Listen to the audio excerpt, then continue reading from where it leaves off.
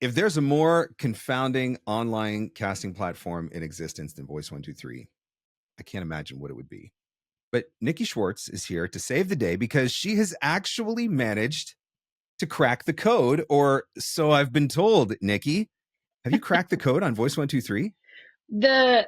Somewhat, yeah. I've done a lot of work on that code, trying to figure out how that works, and specifically for the search algorithm, so people can be found in search. Just the fact that we have to crack a code to even figure out how to be able to use the site probably speaks to a greater problem in and of itself, but we'll get there in a few minutes. First, I want to get to know you a little bit, because this is actually the first time that you and I have ever met. And I was curious, what does it mean to be a chaotic girl next door? I was doing some research. I was like, what does that mean? Like, are you outside like throwing wild raging parties while like baking cookies or something? Like, I was trying to picture in my head visually, what does that look like? Yeah, putting the Mentos in the Coke and shaking it up and just going nuts. Yeah, it's the kind of girl next door, chaotic, not lawful, just chaotic fun, I suppose. I'm always Vibe. interested to see what voice actors come up with for branding. And I love it when I see something that stands out like that, because it makes me curious. And I mean, isn't that what a brand's supposed to do, is make you want to know more, make you ask a question, make you dive into it a little bit deeper? I mean, it made me smile. I was like, chaotic girl next door. That sounds like fun. That sounds like somebody I want to have a conversation with. Yeah. But as much fun as it is, part of what I do now is to like de-chaos.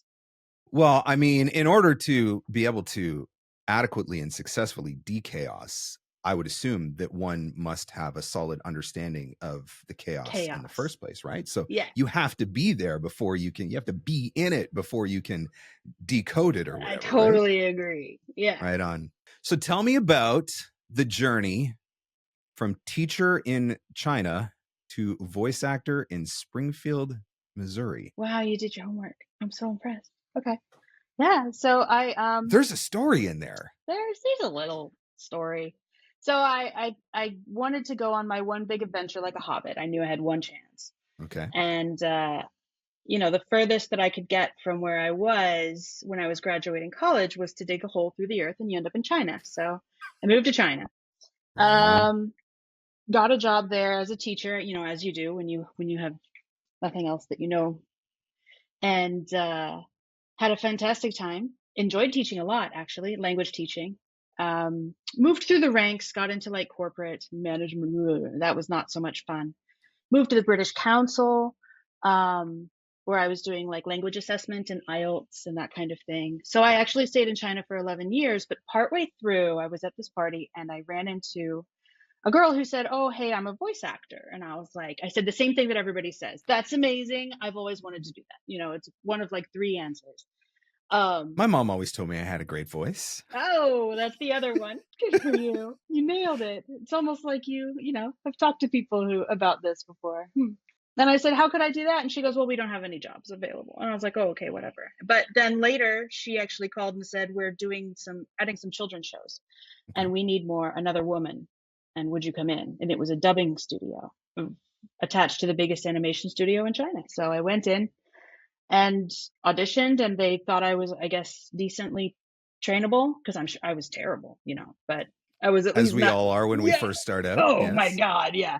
But I was try hard and nice to work with, I suppose. So they took me on part-time and trained me up, and I really enjoyed it. So I kind of stayed, and then I built up, you know, a business out of it. I learned what the heck I was doing, because there's so much to learn. Every single aspect about running the business, and about how to edit your audio, and how do you find clients, and what the heck is going on, and how to even do a good read on top of all of that. And then I built that up enough that we were tired of living in like a big mega city. So we moved to nowhere town, Springfield, Missouri, which is 20 minutes side to side. But they have an Alamo. They have like the nice amenities, so you get the best of both worlds. Anyway, so we're here, and I kept going, doing voiceover and getting coaching, which because in America, super competitive. It was a different industry in China, really. And then I stopped to have a kid. October 2022 is when he was born, and ChatGPT dropped November 2022, and generative AI hit the landscape. I was gone. I was totally off work having, my baby, and then raising him. And then eventually he goes to daycare, and I say, okay, let me come back, and I'm just going to pick up where I left off. No, the whole landscape had a bit of a tumble. My clients, of course, I mean, I was not really available, so they had, for the most part, moved on. Yep. Yeah. Luckily, when I was getting ready to have a kid, I said to myself, you should not continue trying to do voiceover, because you can't just close the door and scream baby and be like, bye, So I figured I could do support services, because I really like the boring admin stuff, kind of get a kick out of organizing it and making it all work together and play nicely. That might actually make you one of one in this industry. You might be the first person that I have ever spoke to, even on this show, which is fully business and marketing oriented. You might be the only person that I've ever spoke to who openly admitted, I actually like the boring admin stuff. I like it when it goes from really bad to really organized. Really organized. That's really there is exciting. a deep. Are you a Virgo by any chance? No. Because you sound like a Virgo. Because that's me. I'm like, I want to. It must be the chaos thing then, right? It must be you taking the chaos and finding sense in the chaos then. But that, I mean, hey, there's a lot of voice actors that would love that service, because yes, most of us did not get into this industry. Surprisingly enough, we did not get into this industry for the boring admin stuff. Shocking.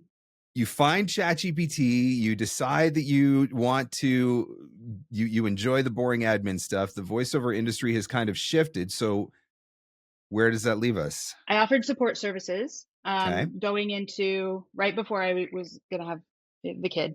I started doing that so I could get all established with VA for VO, which are a great organization. Yes. And one of the people who hired me was Leah Hoffman. I don't know. She's a fantastic person if you've ever met her. To optimize her Voice123 profile. She wanted more work. And I was familiar with Voice123. And so as I started working on it, I realized that there is no transparent way to look at all of the samples that I have up at one time. So I couldn't say, look at all the samples. There was no way to know, like, how many times have I used this tag?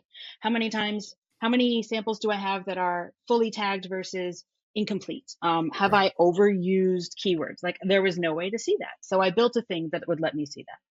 And then I just kept refining it until I got all of the data, like, analyzed, the chaos harnessed. And then I realized I could do this, like, as a thing for more than one person. And so that's where I started. I started from tool building. So is that where ChatGPT came into the mix, or did you have a background in coding and building software? And no, so I actually did end up going to ChatGPT and saying, like, I want to build this thing, but I don't know how do I build this thing? Yeah. And what do I do? And it said, basically, you need to go learn Python. And I was like, okay, bet. So I went and I started doing that. And so I learned how to, that's what I started in. That's where I do most of, like, the data analysis. And so I learned how to put together a little spider to pull the public information right off the page for the samples, and then how to organize it. And then I built out all the most important, like, metrics that I wanted to have in my analysis with Python. And whenever I'd get stuck, I would go to, at the time it was ChatGPT. Now there's much better options. You can go to Claude Code, ooh, that's a really good one. If it had been 10 years ago, I would have had no chance to build stuff, because I would have had to learn from scratch.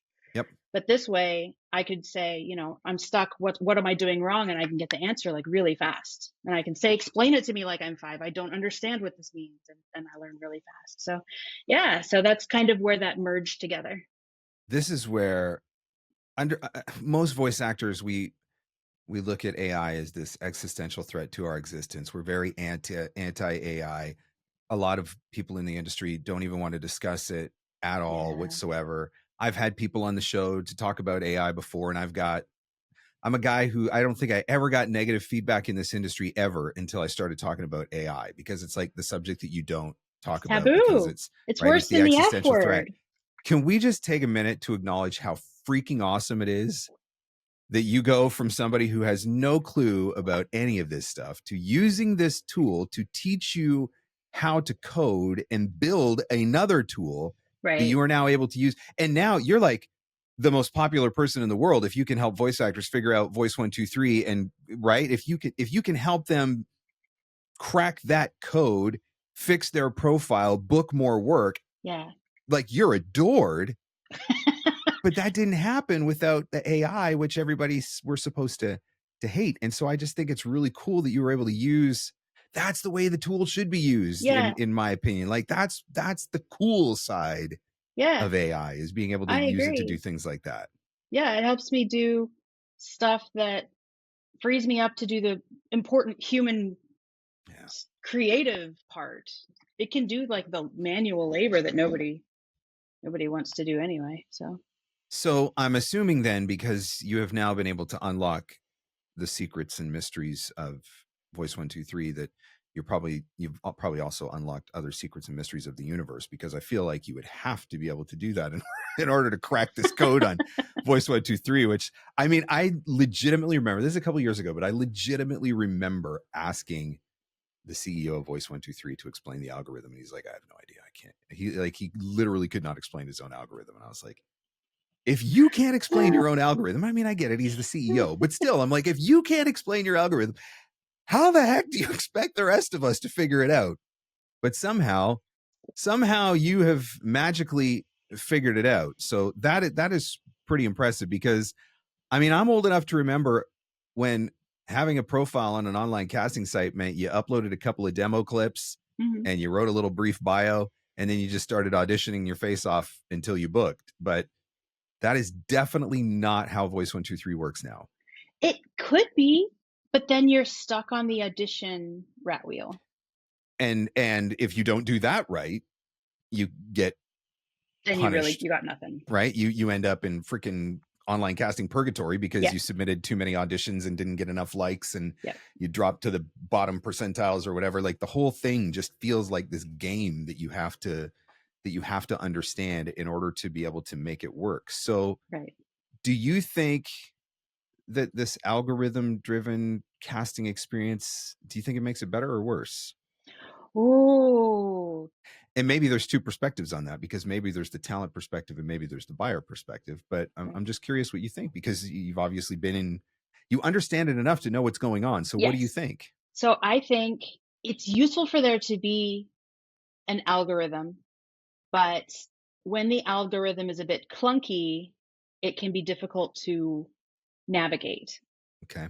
So, for example, right now, everybody on Voice123 gets auditions for things that they have no sense getting auditions for. I'm not even on the platform, and I get auditions all the time for languages that I don't even speak, have never spoken, and do not even have in my profile. And I literally haven't had a membership on that site in, like, I don't know, like 8 years. And every once in a Oh, while I get these like Spanish, whatever, and I'm like, what? yeah, yeah. That, and also languages and accents and ethnicities. The accents Yeah. and ethnicities that, like, this has nothing to do with me. No, I don't know nope, why I'm this is getting not this. me. Thanks for playing. Yeah. So that's where the algorithm is not sophisticated and like completely falls down. Okay. Even something as basic as the fact that we have like a filter, and when you upload your samples, you can tag it with the language and the gender and the age. I mean, that's useful for getting people to come to you if they're looking for your Sure. language and gender and age. Yep. So the algorithms, I think, are useful, but they could be more sophisticated. They could be more nuanced. I think would be even more helpful for us. So is this one of those instances where if they were slightly more sophisticated, it would actually make them easier to understand because they would Yes. work more Yes. efficiently? Yes, I think so. Okay. So right now, if you want to show up in search on Voice123, you need to have enough samples so that no matter what common terms the people search, you have a sample that matches that. So you have Right. lots of samples.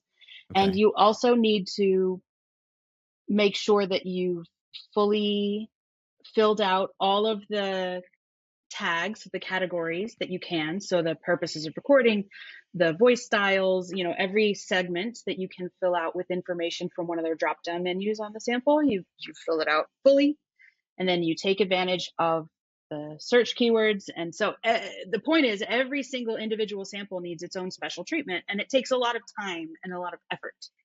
It's causing me stress. I think I got gray hair just while you're talking, just thinking about it. I'm like, oh my gosh, this is why I don't use online casting anymore. I wonder though if the problem is our perspective. Okay. Because as I'm listening to you talk about it, I'm thinking, so I'm trying to figure out, I've started using ChatGPT actually to help me with some SEO stuff. Cool. Because my site does not rank Okay. anywhere in the Google machine, right? Okay. And so if you choose to learn how to do SEO, you can get page 1 on Google. Yeah. And so the people who choose to go down that road and who choose to learn or outsource it to someone or whatever, there's an element of a game to be played there. And there are winners and losers, and winners end up on page 1 and losers end up on page 47. And you can choose whether or not you want to play that game. It feels to me like that's what's going on with Voice123, is that we're looking at it the wrong way, because we're looking at it like pay to play. I give you money, you give me auditions. But that's not really what it is anymore, is it? It's more like Google search. Like, the people who are willing to play the game, learn how to appease the algorithm, there's an advantage for the people who are willing to do that. Is that fair? So actually, it is a game if you want to think of it as a game, but it's also making it easy for people to find you when they're actually looking for you. So it used to be possible for you to rank on the page 1 of Google by like not putting out good content, but just putting out lots of volume and stuff that was highly keyworded. And like, there were all these old sneaky tricks where you could hide words in white, you know. Yep. We don't do that anymore. They caught on. But if you don't think about it as my whole goal is to be on page 1, but instead my goal is to be found when people search for me. Found for the things that I want to be found for. Correct. So then your mindset about this whole thing kind of shifts. So it serves you to be found, but it also serves the voice seeker when they're looking for bright millennial automotive, male, friendly, if they're looking for that, and you have a sample and you put in the time and the effort, you get found for that. And you don't get found for something unrelated, which would just piss off the voice seeker. Like, why did this sample come up? I don't want this. So it's not just about ranking. It's about ranking for the actual thing that you want to be found for, because it's appropriate. Maybe that's where the disconnect comes, is that we're still not seeing it, or a lot of people still aren't seeing it for what it is, which is, it's actually a casting search platform. Yes. And I guess that's the difference, because for anybody who's been on the site, like I was on the site way back in the beginning, and it was literally just, they posted jobs, you auditioned, right? It was just that was what it was. And that's how it got the pay to play, because you paid for access to the auditions. You're still paying for access to the auditions, but now there's more than one way to get those auditions. And I guess maybe that's where the disconnect is coming, because we're just wanting to wake up in the morning, have a series of auditions in our inbox that we can just click through to and submit for.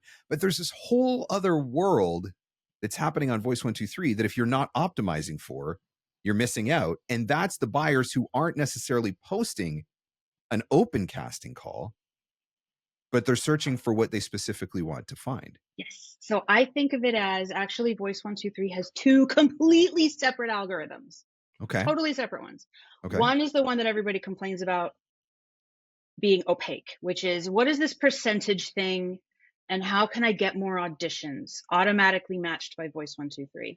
And that percentage ranking thing and auditions, I don't teach that on purpose, because the V123 pros already has a course and they're fantastic. And I send everybody to them if they want to learn the full shtick about how, like, V123, Voice123. So that's an important distinction to make as well, because you are doing something different from what Catherine and Natasha are doing. I actually reached out to them like first to say, hey, I've built this thing.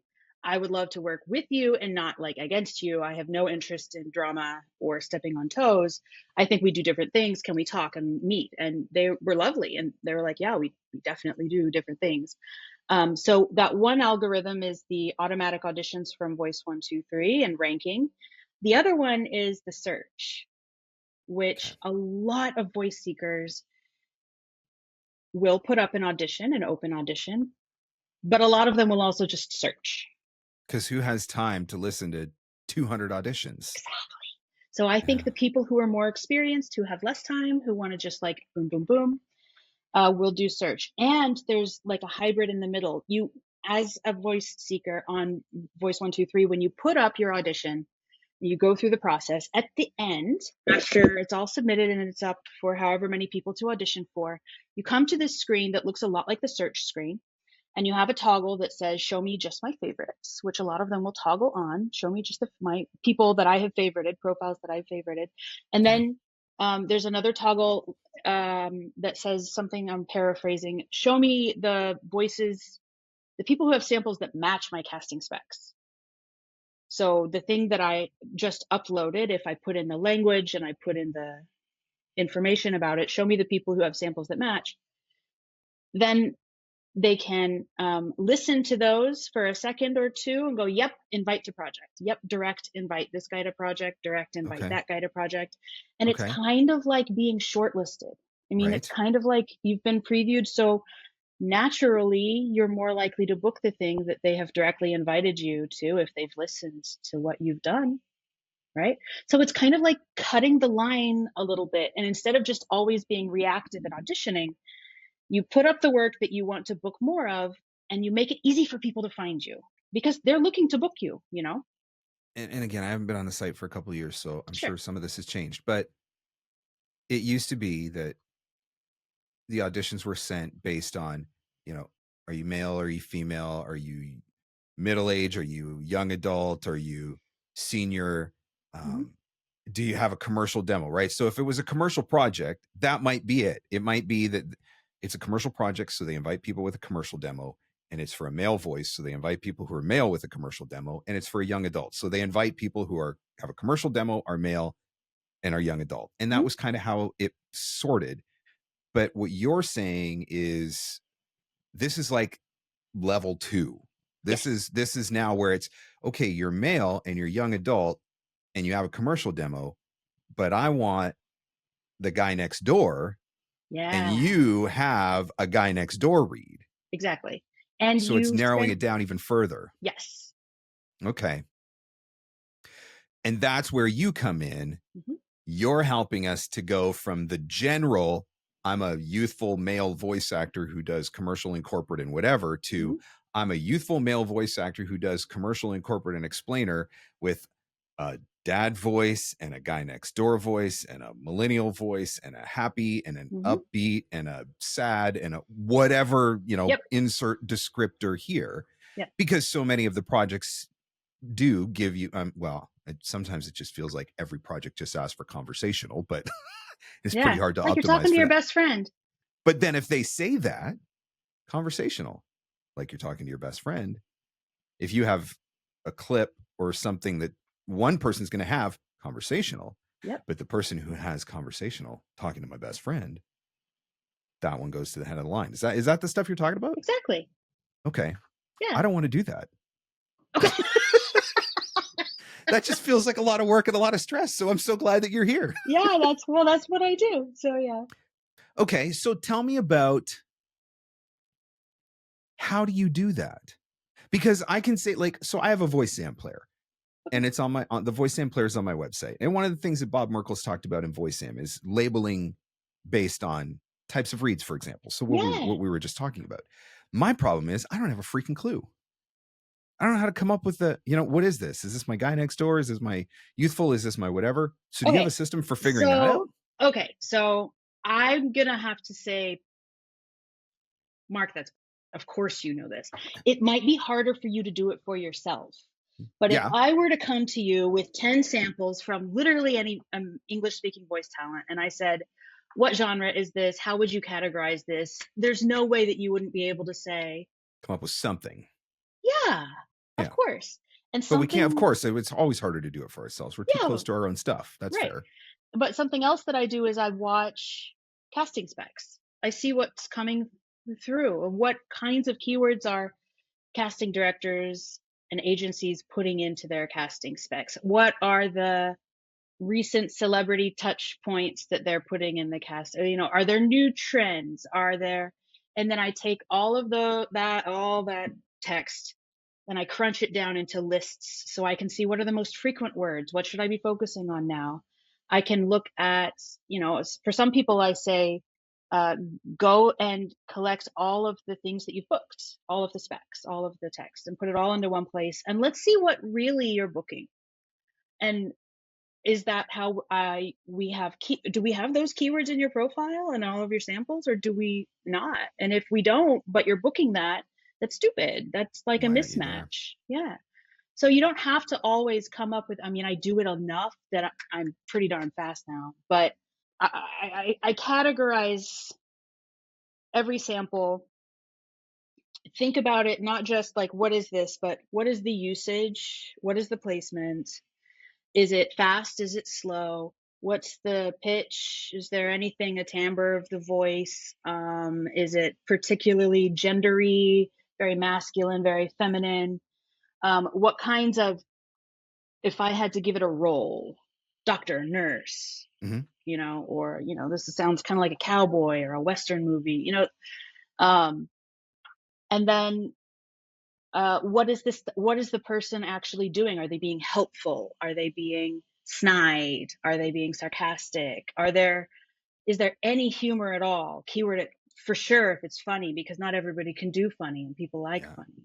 And then is there anything authentic about this particular person or this role? So if they're like a veteran, for example, and the thing is about veterans, then you add in lots of you know, defense or Yep. all of those Yep. keywords, and then you can go to a thesaurus and look up adjectives, or you throw it into ChatGPT. ChatGPT. Yep. So I made a custom GPT when I was just starting that would just give me back synonyms.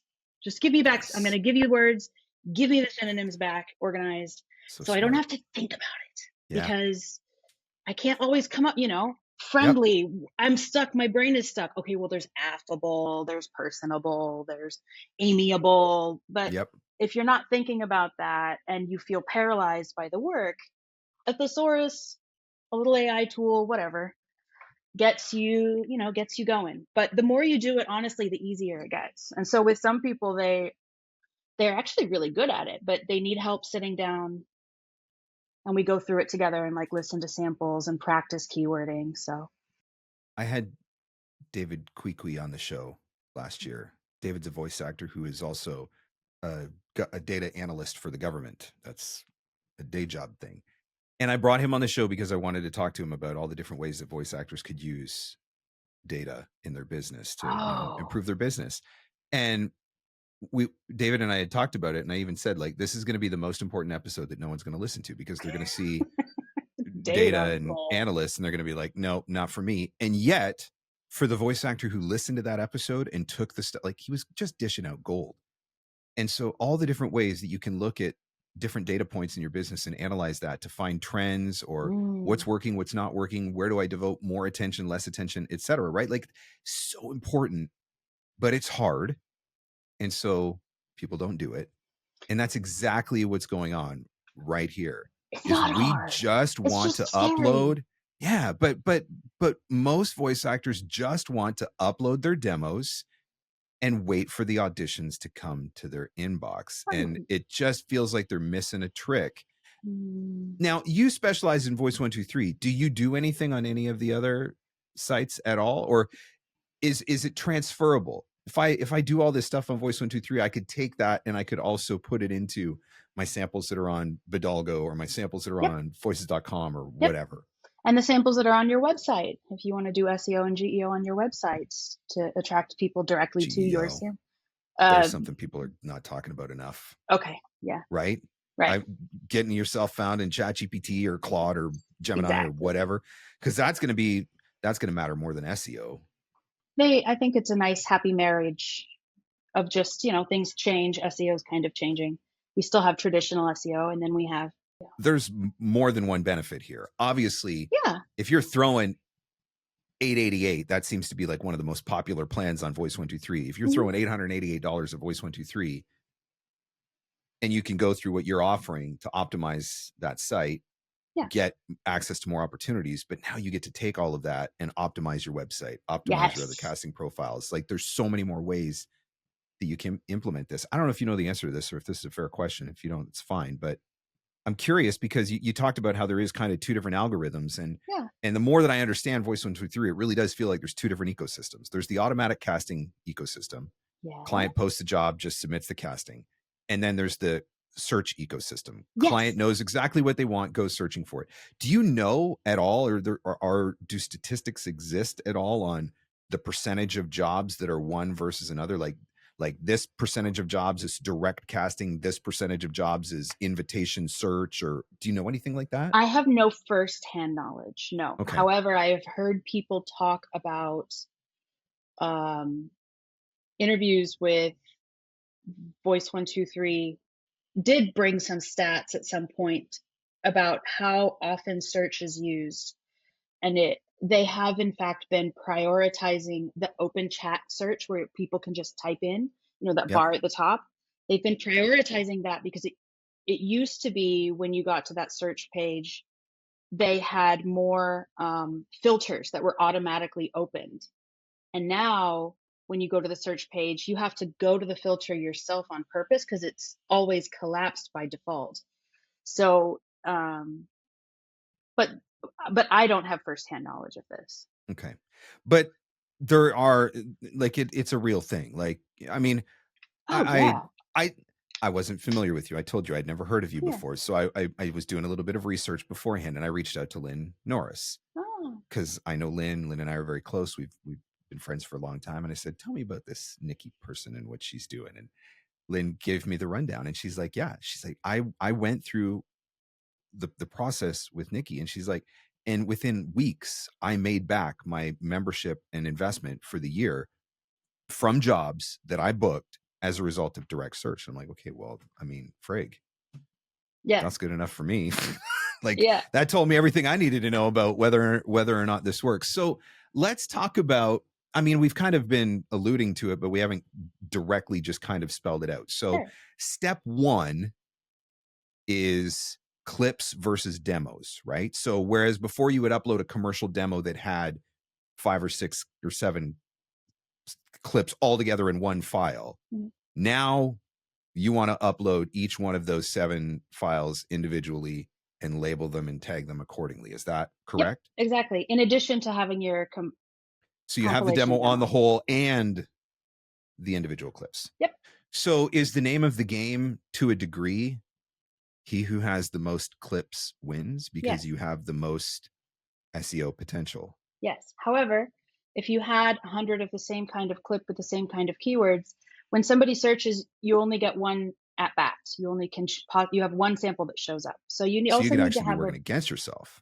Well, it doesn't hurt you, but you wouldn't have more power in search unless you have a good variety. All top 10 spots or whatever, right? So if you have a good variety of keywords, then you get found more often. Okay. So more clips that reflect more distinct reads, styles, specific direction, tone, etc., etc., etc. If you're claiming that you can do whatever it is, whether it's young adult or middle age or senior, or it's happy or sad or tough or authoritative or whatever, more clips that reflect more styles, keyworded appropriately. Yes. Put up more clips of the things you want to book more of, because people will come and think you want to book more of that thing, and they're going to try to hire you. So put up the things you already book. Is there data on, like, what are the top, I don't know, 25 or top 50 most searched? There's data on that? It's outdated. So I think it's from, it's several years old. So you can no longer. That would be really easy data for Voice123 to produce. I feel like it would be in their best interest to produce that. I would love for them to do that and give it to me. Put it anywhere on the internet, I will find it. I have a Google alert that lets me know if they post But something, but I they mean, don't. am We I don't have thinking that about it anymore. wrong? Like, to me, does that not make the site better? If you know, if you release that data publicly of what everybody's searching for, I guess it could be gamed, right? Everybody would then try to make samples that say that I can do all of those things, but ultimately you would get found out. But it would be helpful to know, because if that's what everybody's searching for, don't you want the maximum number of talent on your site so that you can provide the client with the options? Yes. So if their algorithm were even more sophisticated, then no matter what you search, it would automatically look for synonyms. That would then if you say you're friendly and somebody types affable, that you still have a sample that matches. But the algorithm right now is just put in the word, find the matching word, and you can game it by putting in just boatloads of keywords. The problem is, if you do that, you will be found more, but you will be found and disliked a lot more, And and then not you get hired. punished in the other algorithm, and that's how you end up in the bottom percentiles or whatever. Well, you just won't be invited, and people will say, I was searching for automotive and this is medical. Like, what the hell, dude? What? Yeah. Why? Okay. So you've got to be smart about it. So step one is getting as many samples as possible and keywording them accordingly. Yeah. What is step two? Is it your bio? Is it like, are there other places where you put keywords? Yeah. The about section is also Okay. SEOable, keywordable. So fill that out also. Do you have to be careful about how you do it? Like, you can't just fill it out just full of random keywords. Like, does it actually have to be written and make sense? Like you talked earlier, we talked about people who used to game the Google search algorithms by just throwing up gobbledygook. Yeah. Gobbledygook. I mean, There's a word. Nobody will stop you. Nobody's going to come and say, oh, you put in these weird keywords. You shouldn't do that. Right. So on the search side, does it matter what tier you're in? So if, let's say that there's 10 voice actors who have conversational guy next door, youthful male, and that's exactly what the client is searching for. Yeah. Do those results appear because this person paid $1,200 and this person paid X? Like, you know what I'm saying? Like, does the tier that you buy in, does that impact your rankings, or is search more democratized? Just have the right clips and the right tags. Search is more democratized, which is why I'm able to help people who are not platinum, not elite, to be found on page one along with elite. So that's an important distinction. This is for anybody.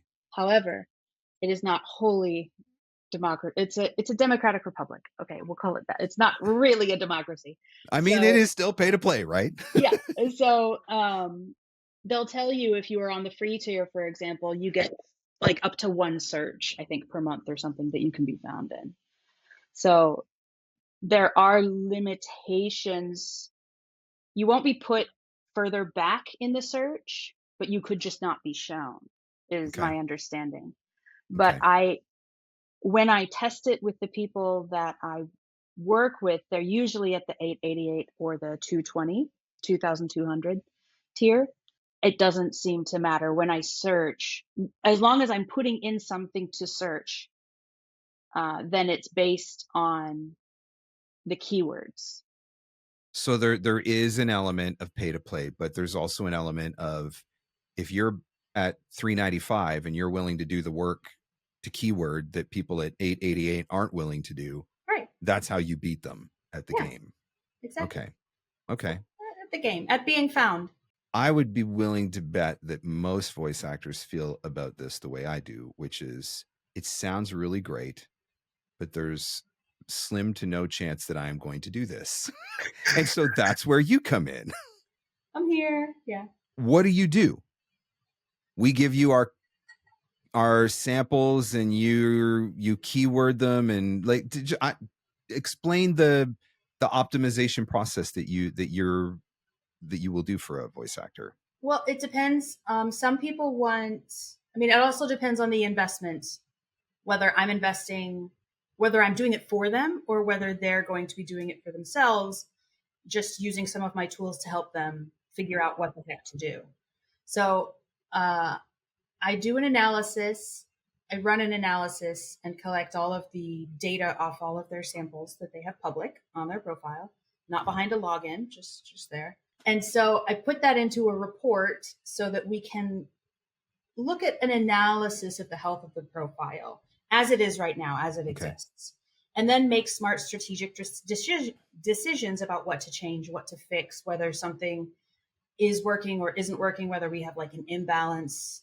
And then that comes with a 15-minute call so that they can get their questions answered, and a very comprehensive to-do list of exactly what to change. And it'll be things like you know, for this particular sample, and here's the sample name, fill out this particular thing that you didn't fill out, and you need to add this, and then you need to change this one word you have duplicated, so change that, add additional sample details. And so many people will just print that off. It's usually several pages, and then they can just go through and tick through the list to get it. Yeah, just work through the list. Okay. And then some people hate it, don't want to do it, don't enjoy that, would rather invest some more money so that they don't have to invest the time and the effort. Yep. Totally fine. Yep. So then the next sort of tier of service that I'll offer is where they already have their samples up on their playlist, and they come and they say, Nikki, just do it.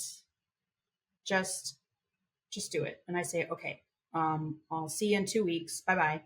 And I'll listen to all of their samples, and I will make a spreadsheet. I know everybody's favorite, with a new re-keyword plan. So I will put down everything that I think, how it exactly should be keyworded in Voice123. Then we meet again together. I also add transcripts and nice additional sample details. And then we come back together and I give them this plan. And they log into their computer, they log into their Voice123, and I sit with them while they copy and paste in the updates. So they are still doing the labor, but they didn't have to think like, oh, what keyword should this be? Yep. And then there are other people for whom they're not going to stop for anything. Their money is in the booth. They outsource everything they can so that they can do more in the booth. And these people think in terms of how many gigs until I get the return on investment back. Yep. What is it worth it to me? They often have 50, 100 samples or not. And then I work with them. They give me their actual Voice123 login. So I would be like their assistant, and I would go in and make the changes for them, listen to all of their samples. They would send me a problem with full-time voice talent is they're full-time, but there's not enough time. Yep. So they would also send me clips of work, playlists of their work that they haven't uploaded yet. And I would download and clip and then upload those as samples too. So it's all very, above the board. There's not like a trick to it. It's just hard work, time and effort, and like listening to the samples and genuinely figuring out, if I were the voice casting director person making this, what would I put out in the world to find? What am I looking for to cast this thing that's already been made? And that's how you keyword it. So you kind of like reverse engineer it. And then there's a downside to Voice123 is that the algorithm does change. Things sometimes change. So, and also sometimes seeing results can take a little while. So I usually will meet with them over the course, once a month for several months until things are really going and we see the results in terms of more profile favorites and more direct bookings and direct messages coming, not as a result of their effort with auditions, but just from people finding them. And then sometimes we don't see that, in which case we have to go back to the drawing board and gather more recent work, look at the casting specs, listen to the samples. Maybe some of the samples were outdated. I worked with somebody who had kind of like 90s vibes, sort of. I was going to say that's got to be a factor too, right? And I think that's important to note is you still gotta have the goods, right? Like you can't just buy access to the work. You still got to be able to deliver. Your demos still have to be great. Your home studio still has to be dialed in, like all that sort of stuff. And so you can't just SEO the crap out of your profile. Yeah, you may get found, but if the demos don't back it up, all the SEO in the world doesn't matter. then you're getting found for what? Exactly. Yeah. Luckily, most voice talent sort of self-triage, because most people don't just have a bunch of money sitting around to throw at problems. But if I do get somebody who would benefit from more coaching, then I'll kind of tell them that. For a lot of people who have been in the industry for a long time, it's more a matter of your samples were really old and like outdated. You haven't uploaded some of the more modern style of read, so that's what we had to do. Can you have too many samples? No. It's really just about being able to deliver, right? Ultimately, it's about being able to deliver. If you're going to put a sample in with a keyword, you got to be able to deliver. It's a true reflection of reality of that sample. And of course, your audio file is a reflection of what you do when you're booked. You know, you talked about the fact that the algorithm changes or goes through changes periodically. And I think anybody that's been on the Voice123 for any length of time, you've seen that happen. But I don't think the search stuff is going away. I think if anything, that's going to become even more important. And I really do think part of that is just a change in the mentality. Look, our attention spans are fried. The TikTok generation can't focus on anything for more than 6 seconds. So, you know, going back to something we said earlier, who's got time to listen to 200 auditions? Nobody wants to sit through that. Well, fewer people want to sit through that experience than, you know, even did 5 or 10 years ago. If I know exactly what I'm looking for, and granted, not everybody always knows that, but if I know exactly what I'm looking for and I can do a search for that exact thing, and I can find 10 people that match that exact spec, and the person is there, like I just saved myself potentially hours on the casting process. Yeah. And you saved that talent from having, you know, how many auditions to book in America is it? A professional gets what, like 4 or 5%? Yeah. Booking rate. So it saves both sides. This is the future. This is welcome. So if somebody wants to find out a little bit more about the service or learn about what you have to offer on the search side, and I mean, honestly, I said it earlier, but it's just being reinforced for me. Yes, you're selling a Voice123 service, but this is so transferable. Oh, yeah. This is so transferable to your website, to your other online casting profiles. There's extra added value in all of this. But if somebody's interested in finding out more about what you have to offer, where do we go to do that? The website's onlinecastingoptimizer.com. We will put that into the show notes so that anybody can check it out if they want to check it out. And they can also email me, just Nikki, Nikki, at onlinecastingoptimizer. It is a perplexing site, Voice123. It is. Even in the early days of SmartCast, I was like, this feels like it's more complicated than it needs to be. But I always try to keep an open mind, right? Like they're in a tough spot. They've got to appeal to the voice actor. We're the ones that are paying money to be on the platform. But if they don't have ease of use and efficiency for the voice buyer, they're not going to be on the platform. And then there will be nothing for the voice actor to do. And so you really do have two masters in that case that you're trying to serve. And so sometimes it's really easy for us to just look through the talent lens. And I understand why people are like, I just want to pay my money and get my auditions. Yeah. But from the buyer perspective, maybe they don't want to do auditions. Maybe they just want to find the person that they want to find. So make yourself findable. Make yourself findable. Exactly. Well, Nikki, this has been really great. Thank you for your insights into this and explaining the algorithm, uncovering the mystery, pulling back the curtain on it a little bit more as we continue to try. Now we just need them to not make any massive changes for a while. Now that would be great. They made one about a month and a half ago that broke all of my tools, and I had to take a break to redo all of them. But they're you know, we're back up. So if Voice123, please stop. Be a break. We've got it out in the universe now too that we need you to release the data on the top searched keywords and directions so that we can optimize accordingly too. Please. So we'll put that out there. So to, you know, give us the data, give Nikki the data at least. Or call me and then have me join your team. I'll help you. All right, Nikki. Well, thank you so much for coming on. The link is in the show notes. So if anybody wants to check it out, find out a little bit more. It's one of those things where when you're spending the amount of money that you're spending on a site like Voice123 already, if that one extra tool, like this optimization, that one extra tool can be the difference between making your money back or making your money back with profit or whatever. Like you've already spent a little bit, you know, what's a little bit more to make it happen. Make the right investment, be found in search, be findable. Be findable. It's going to be the new tagline. Be findable. Let your profile work for you. Is that even a word? Is findable even a word? I don't even know. Yeah. All right, Nikki, thank you so much. I do appreciate it. Thank you.